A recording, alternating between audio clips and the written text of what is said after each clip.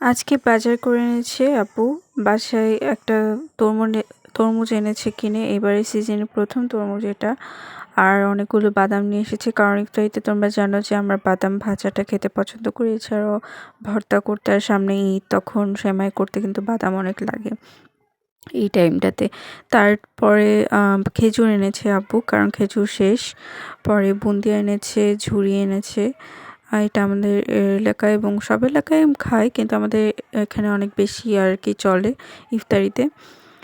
আর এগুলো আমি একদমই বয়ামে ভালো করে তুলে রাখবো, পরিষ্কার করে। আর তরমুজটাও আমি কেটে ভালো করে ক্লিন করে আর কি কেটে রাখতে হবে, কারণ ফ্রিজে এত বড় করে এভাবে রাখার মতো জায়গা নেই, তাই জায়গা করে রাখতে হবে। আর নিমকি এনেছে, সেগুলো তুলে ফেলবো। আর মুড়ি শেষ হয়ে গেছিলো, মুড়িও নিয়ে এসেছে। পরে আমি এগুলো সুন্দর করে গুছিয়ে রাখছি। তো আজকে আমি হঠাৎ করে আমার বাদাম দিয়ে একটু পাকান পিঠা বা তেলে ভাজা পিঠা বা মালপোয়া যেটা বলো, এক কথায় তেলের পিঠা, যেটা আমার খুব খেতে ইচ্ছা করলো। তো আমি খেজুরের গুড় ছিল, বাট কুষারের গুড় দিয়ে আম্মুকে করতে বললাম। পরে আম্মু আজকে এটা রান্না করবে, তো তোমাদের সাথে শেয়ার করি। যারা বানাতে পারো না, একদমই নতুন রান্নাঘরে, তাদের জন্য এই রেসিপিটা খুব উপকার দেবে। খুবই ইজি। জাস্ট গুড়গুলো কুচি কুচি করে কেটে নিয়ে তার সাথে একটু সামান্য লবণ দিয়ে, তার সাথে চালের আটা আর একটু সামান্য ময়দা দিতে পারো, না দিলেও হবে। ভালো করে সেটা মিক্সড করে নেবে। এর মধ্যে তিল দিতে পারো, বাদাম দিতে পারো, কালো জিরা দিতে পারো। এগুলো দিলে একটু এক্সট্রা একটা স্বাদ আসে। আর এগুলো আমি এদিকে নিমকিগুলো তুলে রাখছি। তারপর অনেকটা বেঁচে গেছে, ওটা আমি হয়তো আরেকটা বয়ামে রাখবো।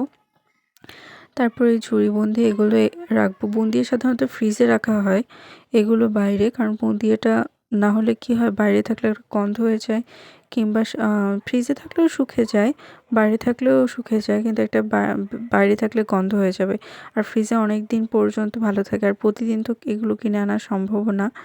তো আমরা মোটামুটি 3 দিন হয়তো বুন্দিয়াটা ইফতারিতে চলে যায়। এই জন্য আমরা হয়তো 3 দিন পরে আবার আব্বু কিনে আনে, তখন ফ্রিজে রাখি। আর 3 দিনের ধরে আমরা এটা হয়তো খাবো, বা 2 দিনে হয়তো শেষ হয়ে যাবে। তো এবার আপুর বাসায় প্রথম সিজনের খাওয়া হয়েছে তরমুজ, কিন্তু আমাদের বাসায় এই প্রথম কেনা হয়েছে এই সিজনে। এখনও ওভাবে গরম পড়েনি। আর আজকে সকাল থেকেই টিপটিপ করে কিন্তু বৃষ্টি পড়ছে। মানে আবহাওয়া খুব ঠান্ডা। আর মানে গত 2 দিন ধরেই আর আসলে আকাশে মেঘ, গুড়ি গুড়ি বৃষ্টি। এই ওয়েদারটা ভালো লাগে আমার, কিন্তু আব্বুর বা যারা একটু বয়স, তাদের ঠান্ডা লাগে, ছোট বাচ্চাদের ঠান্ডা লেগেছে। তাই তো সবাই সাবধানে থাকবে।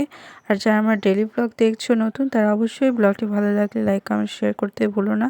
আইডিটি সাবস্ক্রাইব করো। আর যারা ফেসবুকে দেখছো, তারা অবশ্যই পেজে লাইক দিতে ভুলো না।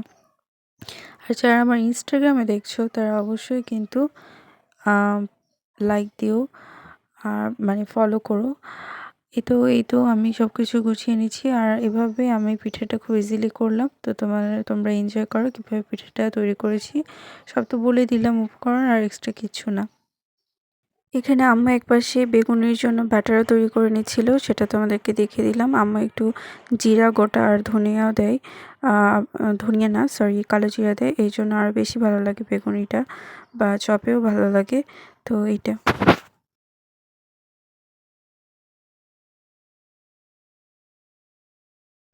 আর আজকে ইফতারিতে ফ্রিজে তোমরা দেখলে পেঁপেও ছিল। পেঁপেটা এত মিষ্টি ছিল ইফতারির পরে, মানে খুবই ভালো লেগেছে। তরমুজটাও ভালো ছিল, কিন্তু তরমুজের থেকেও পেঁপেটা ভালো লাগছিল খেতে, আলহামদুলিল্লাহ। আর আমাদের আখরোট বা বাদাম বা এখন তো এই যে বাদামগুলো খুব লাগে, কাঠবাদাম, সেমাই বা এগুলো কাজ করতে বিভিন্ন রান্নায়, তারপর রোস্টে লাগে। তো এই যে দেখো, পিঠে কিন্তু অনেক সুন্দর ফুলেছে। আর যাই হোক, আমি যেটা বলছিলাম, এগুলো বাদাম কিন্তু সবাই ভালো থেকো, সুস্থ থেকো। আর ব্লগটি ভালো লাগলে কিন্তু পাশে থেকো। আল্লাহ হাফিজ সবাইকে আবারও। আর রমাদান মাবরুক। আর সামনে কদরের রাত, সো সবাই ইবাদত করো। আল্লাহ হাফিজ।